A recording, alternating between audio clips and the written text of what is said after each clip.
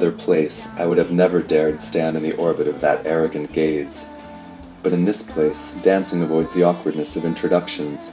It throws strangers into each other's arms and forms a prelude to love. To music full of ringlets and kiss curls, we danced a waltz. The backward-leaning bodies were linked together at the groin. Profiles were grave and eyes lowered. Faces moved round more slowly than the feet, which wove in and out and sometimes came down like horses' hooves. The free hands assumed the graceful pose affected by the working class when they drink a glass of wine and when they piss it away. A springtime ecstasy excited those bodies. Branches grew in them. Hardness crushed hardness. Sweat mingled together, and the couples would leave for the bedrooms with clock-cased lampshades and eiderdowns. Stripped of the accessories which intimidate a civilian, those which are affected by sailors to give themselves confidence, this sailor became a timid animal. He had his nose broken by a wine carafe during a fight. A straight nose might have made him colorless. The carafe added the final thumbstroke to the masterpiece. This boy, who for me represented good luck, bore on his chest the words pas de chance tattooed in blue capital letters. He told me his story. It was short. He had just come out of a naval prison.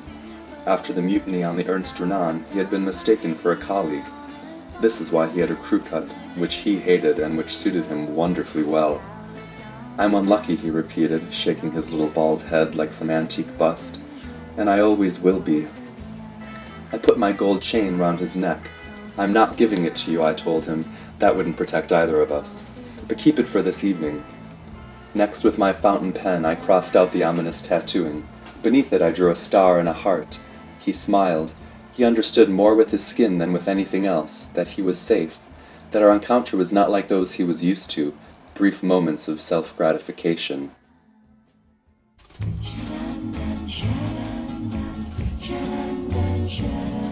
J'avoue, j'en ai bavé, pas vous, mon amour. Pas de chance, was it possible? With that mouth? Those teeth? Those eyes? That belly? Those shoulders? Those iron muscles? Those legs? Pas de chance, with that fabulous little underwater plant, lying dead and crumpled on the moss, which unfolded, grew bigger, reared up and threw its seed far away as soon as it found the element of love. I couldn't get over it, and in order to resolve this problem I sank into a feigned sleep. Pas de chance remained motionless beside me. Gradually I felt that he was embarking on a delicate maneuver in order to free his arm on which my elbow was resting. Not for a second did it enter my head that he was contemplating some sly trick. I watched through barely closed eyelids. First, he weighed the chain in his hand several times, kissed it, and rubbed it on his tattoo. Then, with the terrible slowness of a player who is cheating, he tested my sleep, coughed, touched me, listened to my breathing, brought his face close to my right hand, which lay wide open near my face, and gently leaned his cheek against it. I was the indiscreet witness of this attempt by an unlucky boy who could feel a lifebelt coming close to him on the open sea, and I had to restrain myself from losing my head, pretending to wake up and ruining my life. At dawn I left him. My eyes avoided his, which were full of all the hope which he felt but could not express. He returned the chain to me.